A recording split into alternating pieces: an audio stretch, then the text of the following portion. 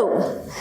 So I'm your mentor CA Anu Agarwal, and as promised, we are going to help you understand and get those wonderful marks in your HSC board, the economics paper. Till now we have done 5 chapters of economics. Today, in fact, I would say पिछले 5-6 दिनों से मैं contemplate कर रही थी that what is it that I should tell you which is going to really help you get those good marks, as I promised you कि I'm going to help you get those good marks. So I think now it's the time कि we discuss one exam paper with you so that you will understand the importance कि हमने अभी तक जो पढ़ाई करी है वो कितनी relevant है. Chapter number 1 to chapter number 5, guys, अगर आपने इतनी पढ़ाई कर ली और एक chapter number 7 national income कर लिया, पहली बात, you are going to score very well as far as exams are concerned. So on that note, let's look at an exam paper. I've just taken up one exam paper and let us see how does the paper comes. आपको 3 hours मिलते हैं. The maximum marks are 80. So all questions are compulsory, right? Look at it. Draw neat tables, diagrams wherever necessary. अभी neat tables किधर बनने होंगे? If you are getting a question on diminishing marginal utility or supply or demand, these are the areas जहाँ पर आपको graphs बनाने की ज़रूरत होती है. Elasticity of demand. Figures to the right indicate full marks and right answers to all main questions. Now guys, please look at it. आपको मैंने जैसे पहले बोला था अपने फर्स्ट वीडियो में, question number 1 is of 20 marks. उसके 4 पार्ट्स होते हैं और हर एक पार्ट जो है वो 5-5 नंबरों का होता है. And this is one place where in you can really score. Guys, question number 1, question number 2 and question number 5, ये 3 questions you can really score wonderful marks. Look at question number 1. कितना आसान है. Complete the correlation. Macro economics के आगे dash है. Micro economics is price theory. तो macro economics क्या होती है? मैक्रो इकोनॉमिक्स क्या होती है? Income theory. यस और no?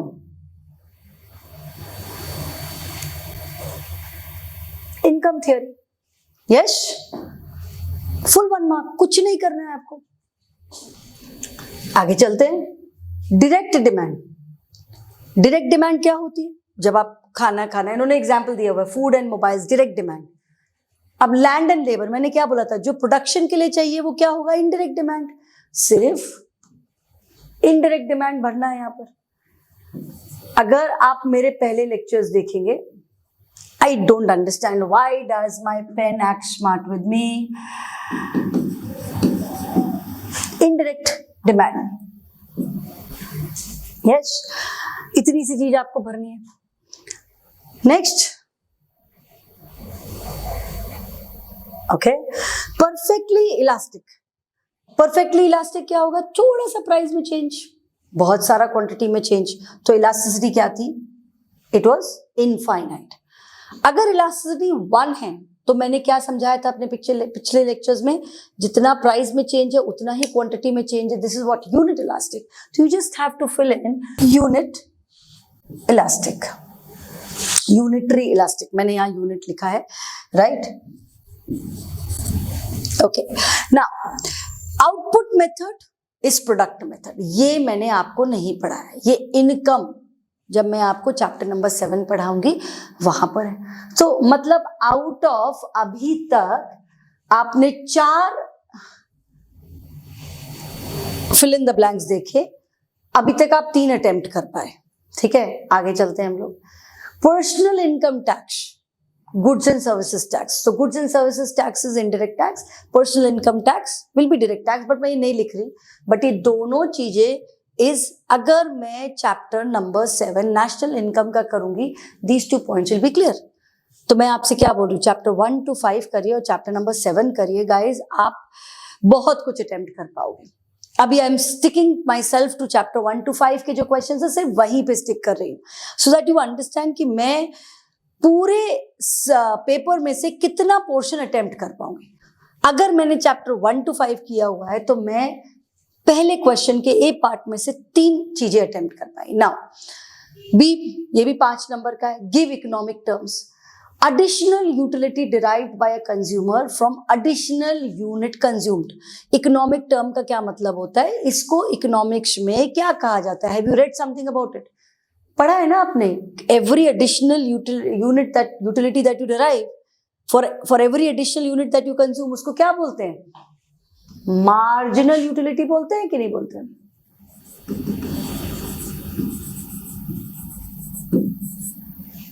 Yes, okay. Going forward, price being constant,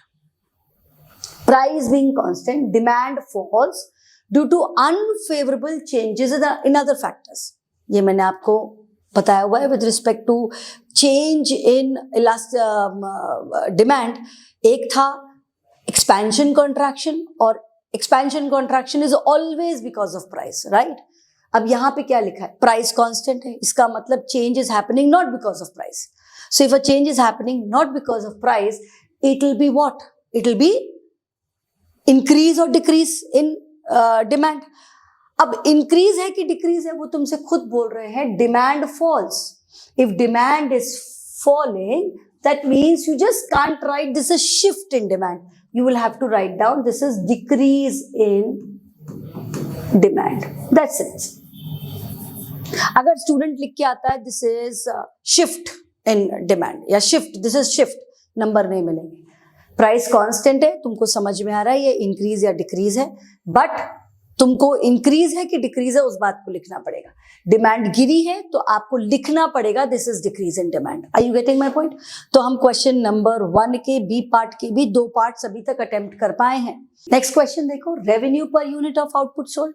revenue क्या होता है? Total revenue is what? Price into quantity is equal to total revenue. Yes और no? And revenue per unit क्या होगा? Total revenue divided by quantity. Now this is what? Price. Yes, ये भी हमने कहां पढ़ा हुआ है? पहले फर्स्ट 5 चैप्टर्स में ही मैंने आपको ये सब पढ़ाया हुआ है. So revenue per unit of output sold is nothing but the price. Period in which all factors of production are variable. Right? Again, we have talked about in the first 5 chapters itself, wherein we were talking about very short, long, very long period. The period in which all factors of production are variable is, you can write down very long period. Yes? The gross market value of all final goods and services produced within the domestic territory of a country during a period of year. Now this is relating to national income. Again, 5 में से 4 questions आप answer कर पाए from chapter number 1 to 5. मैंने 5th question answer नहीं किया क्योंकि मुझे भी पढ़ाना है आपको. ठीक है, please note this. Okay, going further, complete the following.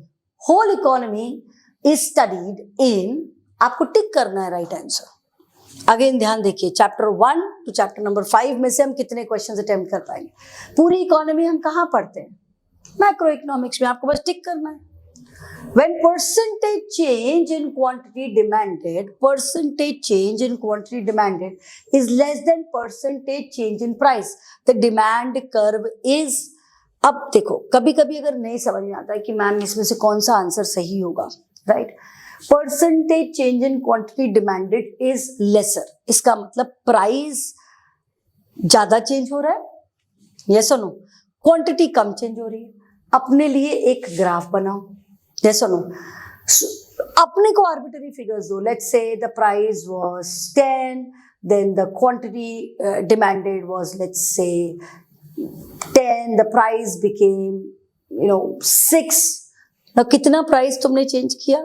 From 10 to 6, it's almost 40%. 10 to 6, 40% price change किया. And you realize that the quantity, this is price and this is quantity. And you realize that the quantity has just changed to 12. Now isn't this suiting this when percentage change in quantity demanded is less than the percentage change in price? तो price change जो है ज्यादा है, quantity change कम है. ये सिर्फ 12 है. अगर इसको हम ड्रॉ करना चाहेंगे तो कैसा ड्रॉ होएगा? Automatically the just a second, मैंने sorry guys,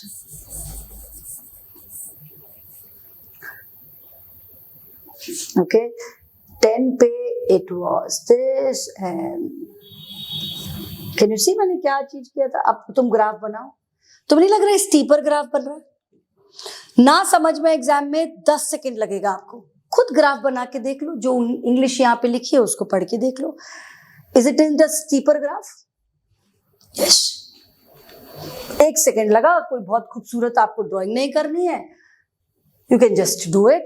anyways going further, आप ध्यान दीजिए चैप्टर नंबर 1 to 5 में अभी तक आप ये भी अटेम्प्ट कर पाए.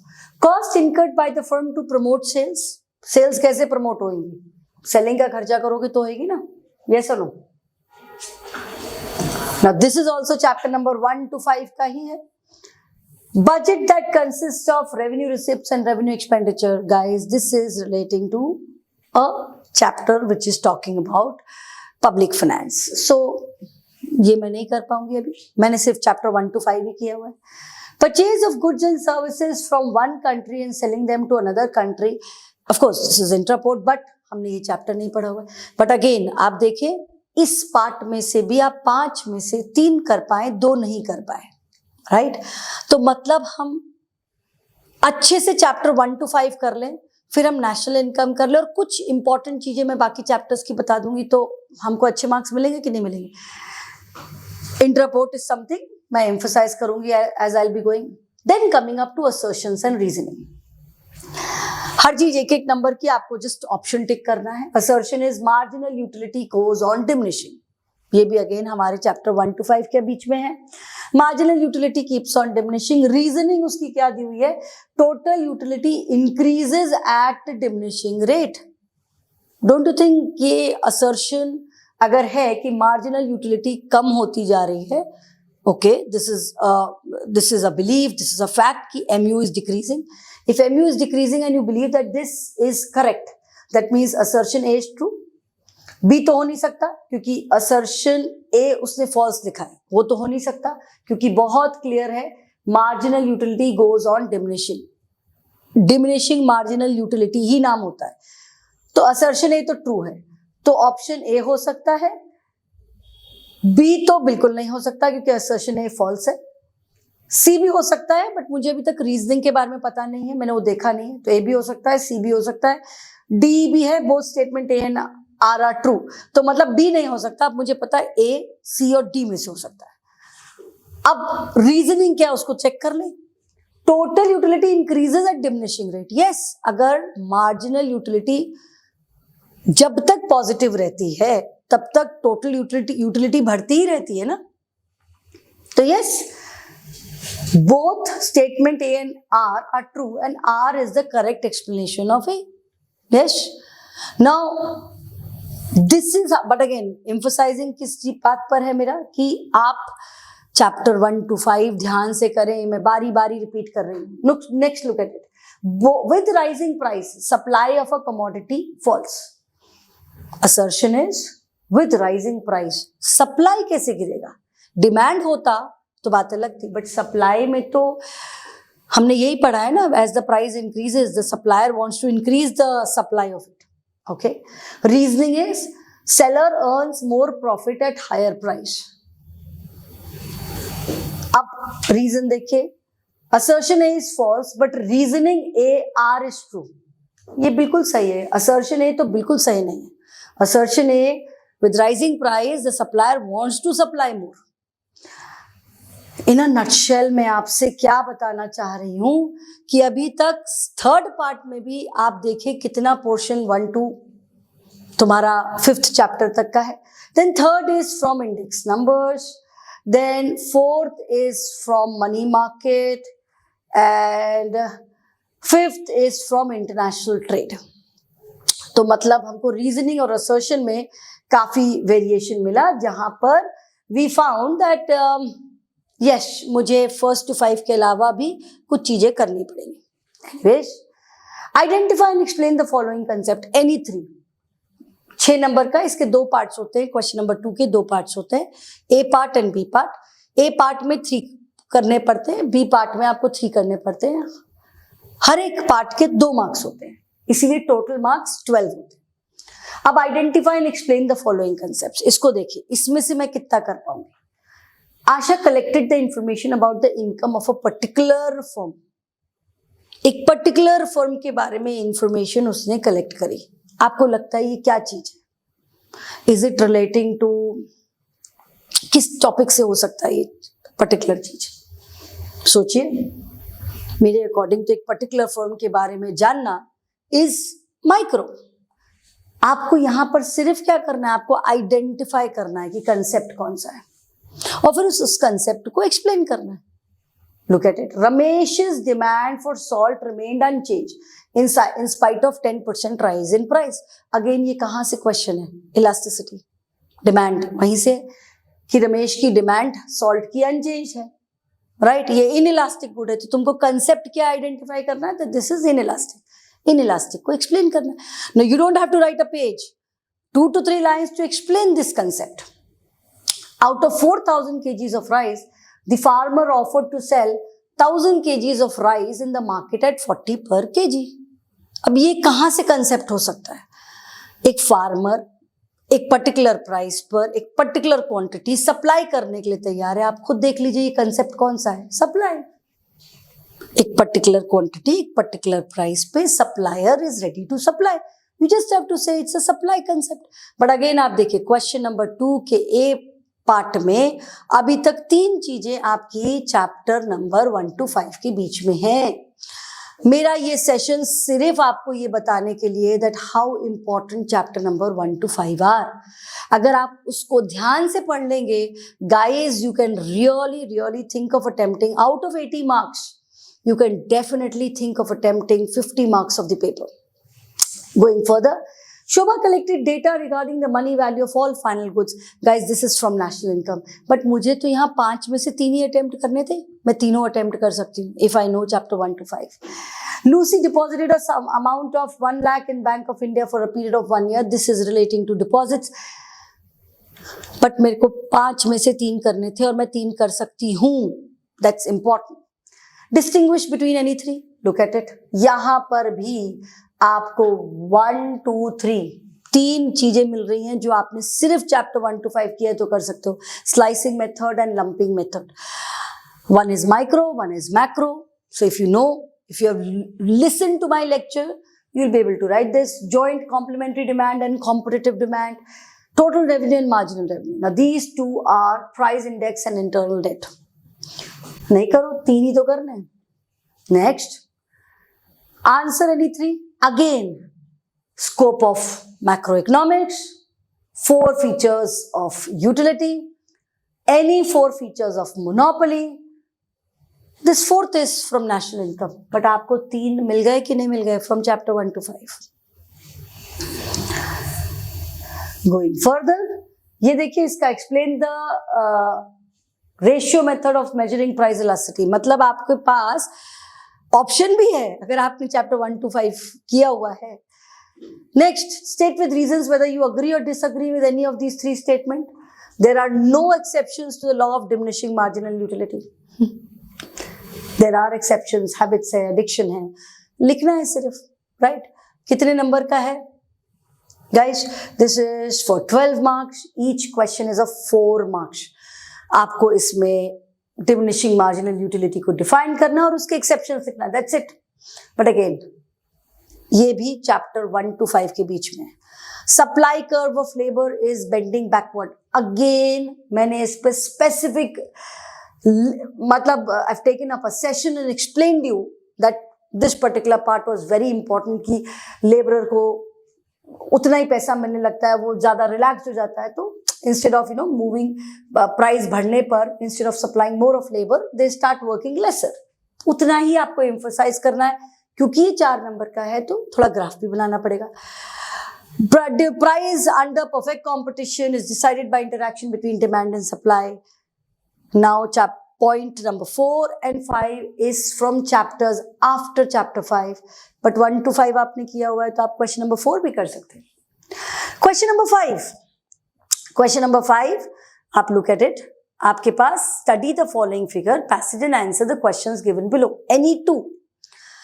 ये नेशनल इनकम से है। चलिए आपको ये वाला पार्ट नहीं करना है, ठीक है। Second part, sorry Okay. Second part, identify the price elasticity. Now look at it. This was the first part. Yes. आपने national income का नहीं करना है, for example. तो are we getting a question from chapter number 1 to 5? Yes. Identify the price elasticity of demand, and it is so easy. ये क्या है? इधर क्वांटिटी डिमांडेड है, इधर प्राइस है, प्राइस बढ़ता जा रहा है, तब भी क्वांटिटी में चेंज नहीं हो रहा है, ये इनइलास्टिक है, परफेक्टली इनइलास्टिक. आपको सिर्फ लिखना है, कुछ भी नहीं करना. This is perfectly inelastic, this is perfectly elastic, this is relatively elastic and relatively inelastic same है तो unitary elastic. And this would be, you just have to see, price में चेंज ज्यादा है, क्वांटिटी में चेंज थोड़ा कम है, तो ये रिलेटिवली इनइलास्टिक हो गया. यहाँ प्राइस में चेंज कम है, क्वांटिटी में चेंज ज्यादा है, this is relatively elastic, right. Okay, unit elastic में एग्जैक्टली मतलब प्राइस का और क्वांटिटी का जो डिस्टेंस देख लेना सेम होना चाहिए. सिर्फ आंसर करना, मतलब चैप्टर 1 to 5 में से मुझे ये भी मिल रहा है. थर्ड पार्ट शायद मैं नहीं कर पाती अगर मैंने 5th चैप्टर के बाद नहीं किया हो. Okay, I'm not looking at it.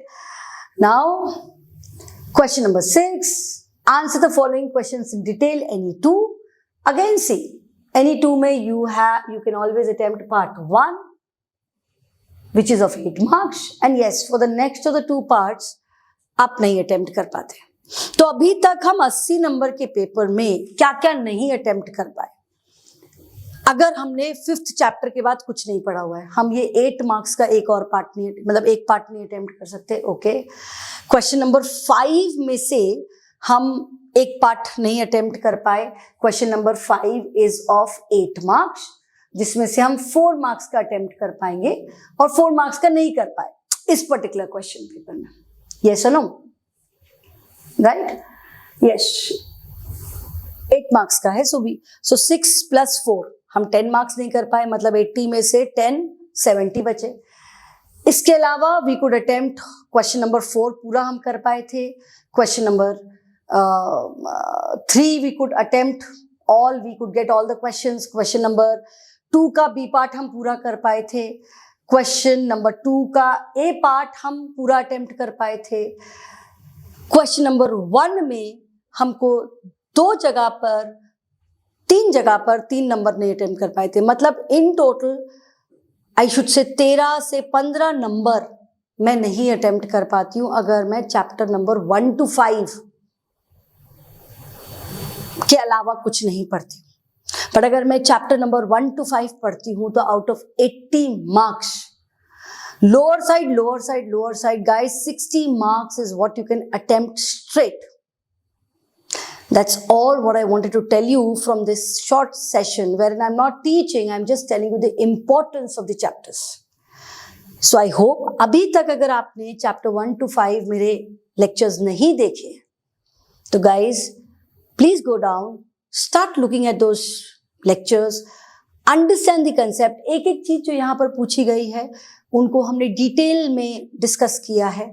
And if you want to get those wonderful marks, wait for my next lecture because there we'll be talking about, as you can see, questions have been asked on index numbers, questions have been asked on national income. That is chapter number 6, 7, 8, 9, 10. So in my next lecture, we'll be talking about chapter number 6, index numbers. Of course, I will try to keep that lecture a little short and we'll be discussing only the important areas of that particular chapter. So if you've liked my session, please do share it with your friends. Just don't keep it to yourself. Comment and tell us if there is anything which you want. And yes, if you have not subscribed till now, do subscribe to our YouTube channel. See you in my next class.